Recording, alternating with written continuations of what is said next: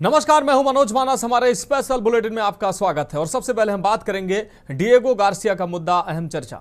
वाराणसी में बृहस्पतिवार को भारत और मॉरिशस के प्रधानमंत्री के बीच द्विपक्षीय मुद्दों पर अहम चर्चा हुई। इस दौरान दोनों देशों के बीच समझौते ज्ञापन पर हस्ताक्षर किए गए। प्रधानमंत्री नरेंद्र मोदी ने मॉरिशस के प्रधानमंत्री डॉक्टर नवीन चंद्र रामगुलाम के साथ प्रतिनिधिमंडल स्तर की वार्ता कर संबंधों को मजबूती प्रदान की। इस दौरान कई मुद्दों पर चर्चा भी हुई। पीएम मोदी ने मॉरिशस के प्रधानमंत्री नवीन चंद्र रामगुलाम को चागोस समझौता संपन्न होने पर बधाई दी।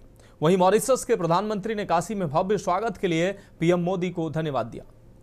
प्रधानमंत्री नरेंद्र मोदी ने कहा कि प्राचीन काल से काशी भारत की सभ्यता और सांस्कृतिक आत्मा का प्रतीक रही है। हमारी संस्कृति और संस्कार सदियों पहले भारत से मॉरिशस पहुंचे और वहां की जीवन पद्धति में रच बस गए। काशी में मां गंगा की अविरल धारा की तरह भारतीय संस्कृति का अविरल प्रवाह मॉरिशस को समृद्ध करता रहा है। प्रधानमंत्री नरेंद्र मोदी ने कहा कि हमने द्विपक्षीय सहयोग की सभी पहलुओं की विस्तृत समीक्षा की है, क्षेत्रीय और वैश्विक मुद्दों पर विचार साझा किया है। मैं मॉरिशस के प्रधानमंत्री नवीन चंद्र रामगुलाम को चौगास समझौता संपन्न होने के लिए बधाई देता हूं। प्रधानमंत्री नरेंद्र मोदी ने कहा कि यह मॉरिशस की संप्रभुता की एक ऐतिहासिक जीत है। भारत ने हमेशा उपनिवेशवाद और मॉरिशस की संप्रभुता की पूर्ण मान्यता का समर्थन किया है और इसमें भारत मॉरिशस के साथ दृढ़ता के साथ खड़ा रहा है। इस बीच द्विपक्षीय वार्ता कई मुद्दों पर चर्चा हुई। आपको बता दें, काशी में भारत मॉरिशस के बीच संबंधों को नई दिशा दी गई है और सबसे महत्वपूर्ण यहां इसमें डिएगो गार्सिया का भी मुद्दा उठा है। डिएगो गार्सिया एक द्वीप है। अब इस मुद्दे के उठने के बाद निश्चित रूप से ब्रिटेन और अमेरिका चौकन्ने होंगे, क्योंकि मॉरिशस ने डिएगो गार्सिया का मुद्दा उठाया है। एक साझेदार होना भारत के लिए गर्व की बात है। आज हमने मॉरिशस की आवश्यकताओं और प्राथमिकताओं को ध्यान में रखते हुए एक स्पेशल इकोनॉमिक पैकेज पर निर्णय लिया है। यह इंफ्रास्ट्रक्चर मजबूत करेगा, रोजगार के नए अवसर पैदा करेगा और स्वास्थ्य सुविधाओं को सुदृढ़ करेगा। भारत के बाहर पहला जन औषधि केंद्र अब मॉरिशस में स्थापित हो चुका है। आज हमने निर्णय लिया है कि मॉरिशस में Ayush centre of excellence 500 bed का सर शिव सागर रामगुलाम नेशनल हॉस्पिटल और veterinary school and animal hospital के निर्माण में भारत सहयोग देगा। साथ ही हम Chagos marine protect area, SSR international airport के एटीसी टावर तथा हाईवे और रिंग रोड के विस्तार जैसी परियोजनाओं को भी आगे बढ़ाएंगे। तो समझौते पर प्रधानमंत्री ने बधाई दी। साथ ही डिएगो गार्सिया का मुद्दा भी इस अहम बैठक में उठाया गया है। डिएगो गार्सिया ये एक द्वीप है जिसका विवाद जो है मॉरिशस के साथ रहता है। वैसे में ब्रिटेन और अमेरिका का हस्तक्षेप इसमें रहता है। इस वजह से इस पर चर्चा कहीं ना कहीं अमेरिका और ब्रिटेन के लिए चौंकाने वाली खबर हो सकती है। तो काशी में भारत मॉरिशस के बीच संबंधों को नई दिशा देने का प्रयास किया गया है। मॉरिशस के पीएम ने डिएगो गार्सिया का मुद्दा भी इस दौरान उठाया है। द्विपक्षीय मुद्दों पर चर्चा, समझौते ज्ञापन पर हस्ताक्षर किया।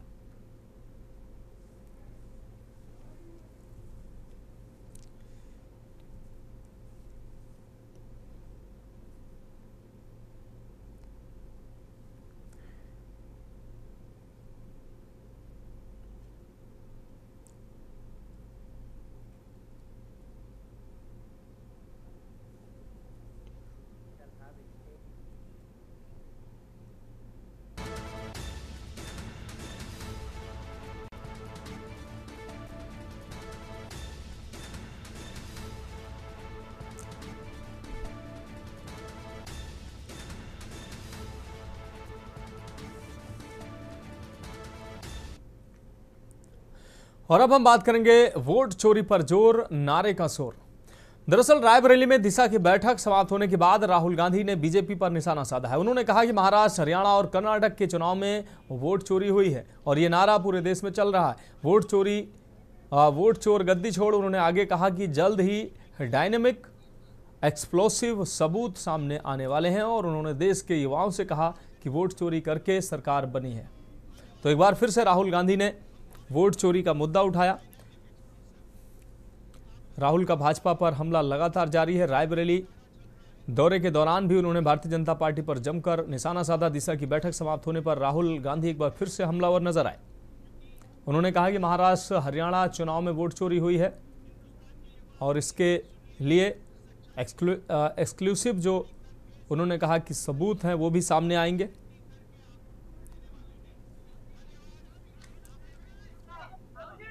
ये जो बीजेपी के लोग एजिटेट हो रहे हैं, मैं उनसे कहना चाहता हूं, आप एजिटेट नहीं होइए। इशू तो बिहार में है, थोड़ा माइक नीचे कीजिए। इशू मेन इशू है कि महाराष्ट्र में, हरियाणा में, कर्नाटक में इलेक्शन चोरी किया गया है। हमने ब्लैक एंड व्हाइट सबूत दिया बेंगलोर सेंट्रल का। आने वाले समय में हम और एक डायनामिक एक्सप्लोसिव आपको सबूत देने वाले हैं। पूरे देश में नारा चल रहा है, वोट चोर गद्दी छोड़ का नारा चल रहा है। आग जैसे फैल रहा है, क्योंकि सच्चाई है और हम आपको दिखाएंगे। हिंदुस्तान के युवा, आप अच्छी तरह सुनिए, सच्चाई है कि वोट चोरी करके सरकारें बन रही हैं। हम गारंटी करके आपको प्रूफ देने वाले हैं। धन्यवाद। नहीं, ये जो बीजेपी के लोग एजिटेट हो रहे हैं, मैं उनसे कहना चाहता हूं, आप एजिटेट नहीं होइए, क्योंकि। और अब हम बात करेंगे राज्य सरकार को माया का धन्यवाद। खबर लखनऊ से है, जहां बहुजन समाज पार्टी के प्रमुख मायावती ने उत्तर प्रदेश के मुरादाबाद स्थित कांसीराम जी नगर के प्रसिद्ध तथागत गौतम बुद्ध पार्क में सीनियर केयर सेंटर न बनाने के फैसले को सराहनीय बताया। उन्होंने सोशल मीडिया प्लेटफॉर्म एक्स पर पोस्ट करते हुए कहा कि ये पार्क बहुजन समाज, बाबा साहब डॉक्टर भीमराव अंबेडकर और मान्यवर कांसीराम जी के अनुयायियों की आस्था का केंद्र है। ऐसे स्थल पर निर्माण कार्य न करने का निर्णय सामाजिक शांति और सद्भाव बनाए रखने की दिशा में सकारात्मक कदम है। उन्होंने इसके लिए राज्य सरकार को धन्यवाद दिया और उम्मीद जताई कि भविष्य में भी सरकार इसी भावना से कार्य करती रहेगी। तो गौतम बुद्ध पार्क में निर्माण रोकने का ये मामला मुरादाबाद में प्रसिद्ध कांसीराम नगर में स्थित गौतम बुद्ध पार्क, जो शहर का लोकप्रिय पार्क है, ये बौद्ध धर्म व बाबा साहब डॉक्टर भीमराव अंबेडकर एवं मान्यवर कांसीराम जी तथा विभिन्न वर्गों में भी विशेषकर बहुजन समाज के अनुयायियों की आस्था का स्थल भी है। मैं सीनियर केयर सेंटर का निर्माण अब नहीं हो रहा है, इसको लेकर मैं सरकार का धन्यवाद करती हूं। इसके अन्यत्र बनाने का फैसले का स्वागत करती हूं और राज्य सरकार को धन्यवाद भी मायावती द्वारा किया गया। उन्होंने कहा कि उम्मीद है कि यूपी सरकार आगे भी प्रदेश में सामाजिक शांति, आपसी सद्भाव, भाईचारा बनाए रखने के लिए ऐसे ही कदम उठाएगी और ऐसे ही कार्य करेगी। तो मायावती ने एक्स पर पोस्ट के माध्यम से सरकार का धन्यवाद दिया। मुरादाबाद में गौतम बुद्ध पार्क में बन रहे सीनियर केयर सेंटर का निर्माण न होने से मायावती ने सरकार का धन्यवाद दिया। बसपा इसका विरोध कर रही थी।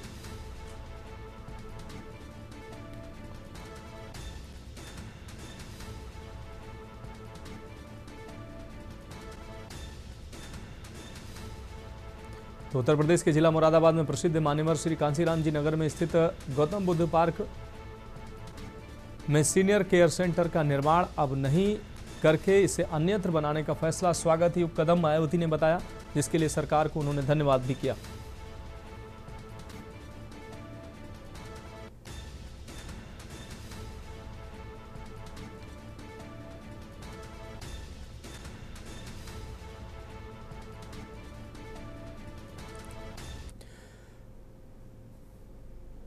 और आगे हम हाउस अरेस्ट पर बवाल की बात करेंगे, लेकिन उससे पहले आपको सीधा लिए चलते हैं उत्तराखंड की राजधानी देहरादून में, जहां प्रधानमंत्री मोदी पहुंचे हैं। इस दौरान एनडीआरएफ एसडीआरएफ से मुखातिब होते हुए प्रधानमंत्री की सीधी तस्वीरें हम अपने दर्शकों को दिखा रहे हैं।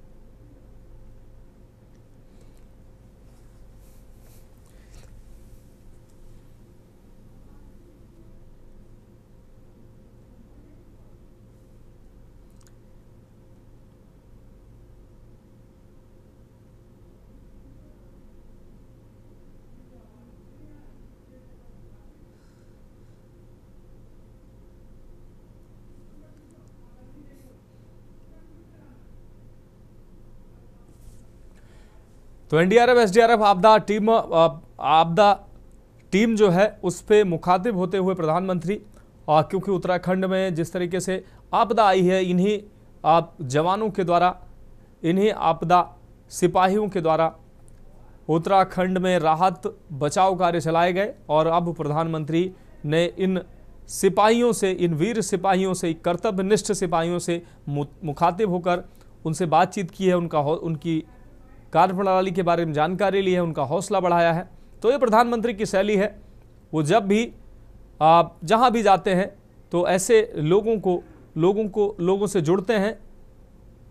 उत्तराखंड में जिस तरीके से आपदा आई, धराली हो, थराली हो या तमाम जगह पर आपदा आई, ऐसे में एनडीआरएफ एसडीआरएफ, स्टेट पुलिस और तमाम जो है लोकल के जो सुरक्षा बल हैं, उन्होंने बहुत ही निर्भीकता से दिन रात मेहनत करके लोगों की जिंदगी बचाया, लोगों को राहत सामग्री पहुंचाई, आपदाग्रस्त क्षेत्र में राहत शिविर, राहत कैंप बनाकर लोगों तक सहूलियत पहुंचाई। और अब प्रधानमंत्री जब उत्तराखंड पहुंचे हुए हैं तो इन आपदा के सिपाहियों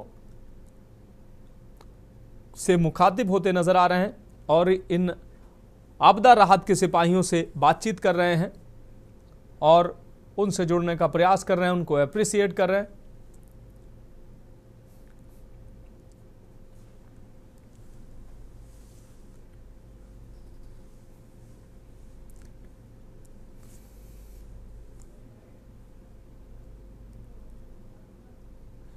तो देहरादून में प्रधानमंत्री नरेंद्र मोदी पहुंचे हैं। एनडीआरएफ एसडीआरएफ आपदा टीम, आपदा बल जो है उससे मुखातिब होते नजर आ रहे हैं प्रधानमंत्री।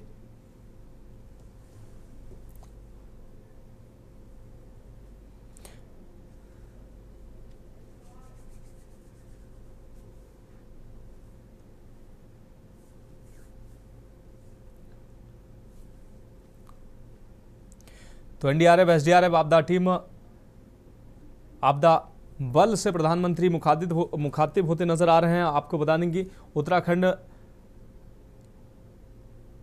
में भीषण आपदा उत्तराखंड ने झेली है। ऐसे में अब प्रधानमंत्री आपदाग्रस्त क्षेत्रों का हवाई सर्वेक्षण करने पहुंचे थे। हालांकि मौसम खराब होने की वजह से हवाई सर्वेक्षण उनका टाल दिया गया, लेकिन इस दौरान आपदा बल से मुखातिब हुए हैं प्रधानमंत्री। वहां उत्तराखंड में जिस तरीके से राहत बचाव कार्य चलाए गए उसकी जानकारी ली है। अब आगे जो है, जो आधारभूत ढांचा का निर्माण किया जा रहा है, प्रदेश में आई आपदा से क्या नुकसान हुआ है और आगे लोगों, जो प्रभावित लोग हैं, उनको कैसे पुनर्वासित किया जाए, उनको सहूलियतें पहुंचाई जाए, उनकी समस्याओं को खत्म किया जाए, इसके बारे में भी जानकारी ली है। अभी कुछ दिन पहले ही केंद्रीय टीम पहुंची थी वहां पर।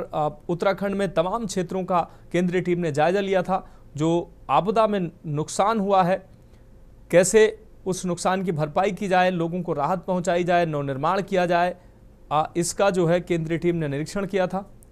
और उसके बाद अब उत्तराखंड को राहत पैकेज भी केंद्र की तरफ से दिया जा सकता है।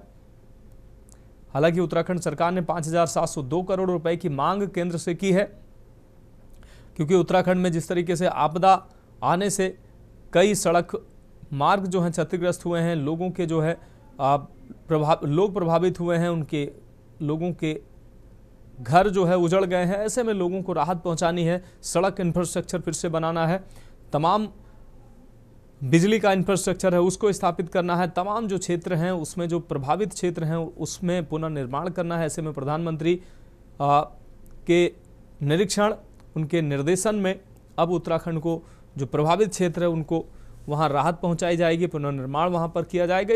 इसलिए उत्तराखंड सरकार ने 5,702 करोड़ रुपए के राहत पैकेज की मांग केंद्र से की है। तो कल प्रधानमंत्री पंजाब में बाढ़ पीड़ितों से मुलाकात करते नजर आए थे। कल वहां पर पहुंचे थे, पंजाब के हालातों का उन्होंने जायजा लिया था, निरीक्षण किया था। हवाई सर्वेक्षण के माध्यम से पंजाब में प्रभावित लोगों की जानकारी ली थी और राहत पैकेज भी पंजाब को दिया गया। और आज प्रधानमंत्री नरेंद्र मोदी उत्तराखंड पहुंचे हैं, उत्तराखंड की राजधानी देहरादून में मौजूद हैं और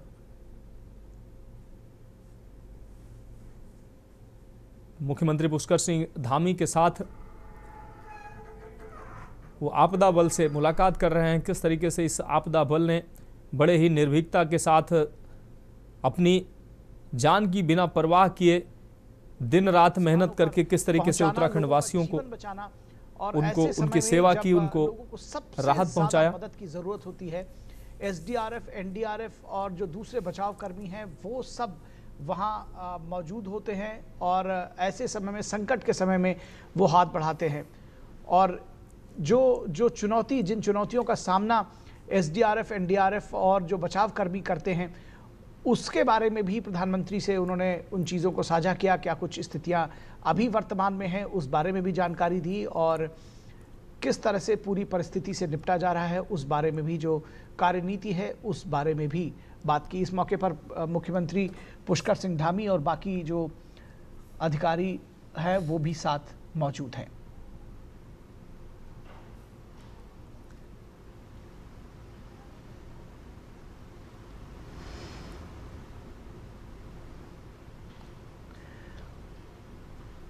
पहाड़ी राज्यों में, ख़ासतौर पर उत्तराखंड में जो प्रकृति का प्रकोप रहा है वो बहुत भयावह रहा है। जो तस्वीरें आपने अब तक देखी होंगी, जिस तरह से भूस्खलन हुआ है, जिस तरह से नदियों में उफान आया है और मलबा कचरा जिस तरह से नदियों में बहता हुआ नज़र आया है, वो वाकई भयावह रहा है।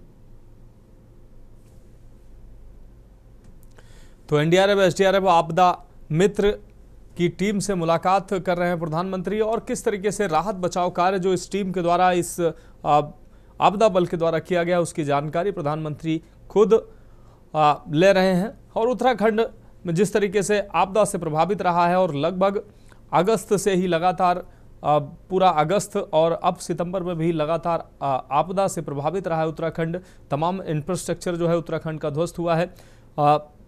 धराली में आपदा आई, बादल फटने की तस्वीरें आई, थराली में बादल फटने की तस्वीरें आई। तो कुल मिलाकर कुदरत का कहर उत्तराखंड ने झेला है। ऐसे में उत्तराखंड में अब प्रधानमंत्री पहुंचे हैं, लोगों से उन्होंने मुलाकात की है और आपदा राहत बल से वो बातचीत कर रहे हैं। फिलहाल एक ब्रेक का वक्त है, जल्द हाजिर होंगे। आप देख रहे हैं के न्यूज, खबरों का। तो ब्रेक के बाद हमारे स्पेशल बुलेटिन में एक बार फिर से आपका स्वागत है। हम बात कर रहे हैं हाउस अरेस्ट पर बवाल। जम्मू कश्मीर के डोडा से आप विधायक महराज मलिक के हिरासत के खिलाफ पार्टी हमलावर है। एकजुटता दिखाने के लिए आपके राज्यसभा सांसद संजय सिंह श्रीनगर पहुंचे। इस बीच आपने दावा किया कि संजय सिंह को जम्मू कश्मीर में हाउस अरेस्ट किया गया। जम्मू कश्मीर पुलिस ने गेट के बाहर ताला लगा दिया है। इसके बाद नेशनल कॉन्फ्रेंस के प्रमुख और पूर्व मुख्यमंत्री फारूक अब्दुल्ला उनसे मिलने पहुंचे। यहां संजय सिंह ने गेट पर चढ़कर अब्दुल्ला से बात की। संजय सिंह ने एक्स पर लिखा, बहुत दुख की बात है, जम्मू कश्मीर के कई बार मुख्यमंत्री रहे डॉक्टर फारूक अब्दुल्ला पुलिस द्वारा मुझे हाउस अरेस्ट किए जाने की खबर पाकर मुझसे मिलने सरकारी गेस्ट हाउस में आए, उन्हें मिलने नहीं दिया गया। ये तानाशाही नहीं तो और क्या है? आप मिलने क्यों नहीं दे रहे भाई? नहीं जा रहे। कौन सा अपराध है? वो मेंबर ऑफ पार्लियामेंट है। आप इतना भी नहीं चाहते देखे कि मैं इसका हाल मेरा दोस्त रहा। और अब हम बात करेंगे विकसित यूपी 2047 का विजन। खबर कानपुर से, जहां मुख्यमंत्री के मुख्य सलाहकार अवनीश अवस्थी ने प्रेस वार्ता में उत्तर प्रदेश को आपको बता दें, उत्तर प्रदेश को वर्ष 2047 तक देश का सबसे विकसित राज्य बनाने की रणनीति साझा की। उन्होंने बताया कि प्रधानमंत्री नरेंद्र मोदी के विकसित भारत 2047 विजन के तहत प्रदेश में निवेश, रोजगार, बुनियादी ढांचे के क्षेत्र में तेजी से काम हो रहा है। अवस्थी ने विभागीय अधिकारियों के संग बैठक कर सुझाव भी मांगे और कहा कि विशेषज्ञों व जनता की भागीदारी से ये कार्य योजना तैयार की जा रही है। उन्होंने दावा किया कि आने वाले वर्षों में उत्तर प्रदेश निवेशकों की पहली पसंद बनेगा और युवाओं को रोजगार के अपार अवसर मिलेंगे। उत्तर प्रदेश के संदर्भ में आज कानपुर नगर में दूसरा दिन है जब हम लोग कई बुद्धिजीवियों से, कई संगठनों से, कई किसानों से, कई जो है एसएचजीज की महिलाओं से, कई उद्यमियों से, कई लेबर के क्षेत्र से जुड़े हुए हमारे सभी साथियों से, इसके साथ साथ हम लोग जो है कृषि विश्वविद्यालय में जो वहां पर प्रोफेसर हैं उनके साथ, ITIs के लोगों के साथ, छात्रों के साथ और साथ ही साथ जो है इंजीनियरिंग से जुड़े हुए छात्रों के साथ और उनके प्रोफेसर के साथ 2 दिन का ये विस्तृत कार्यक्रम हुआ है। और अब हम बात करेंगे कटान से ग्रामीणों में गुस्सा। सीतापुर जनपद के लहरपुर तहसील क्षेत्र के लखनीपुर गांव में शारदा नदी का तेज कटान से ग्रामीणों में दहशत का माहौल है। दहशत फैल गई है। बीते एक हफ्ते में सैकड़ों बीघा जमीन नदी में समा चुकी है, जिससे गांव के अस्तित्व पर भी खतरा मंडराने लगा है। इसी डर के चलते सैकड़ों कटान पीड़ितों ने तंबौर कस्बे के रेउसा मोड़ चौराहे पर अचानक सड़क जाम कर प्रदर्शन शुरू कर दिया है। सूचना मिलते ही नायब तहसीलदार और भारी पुलिस बल मौके पर पहुंचा और प्रदर्शनकारियों को समझाने का प्रयास किया जा रहा है। प्रदर्शनकारी SDM और सिंचाई विभाग के अधिशासी अभियंता को मौके पर बुलाने की मांग पर अड़े हैं। लखनीपुर गांव में शारदा नदी का जलस्तर लगातार बढ़ रहा है। रिपोर्ट के अनुसार पिछले महीने में 1.5 हेक्टेयर जमीन नदी में समा चुकी है।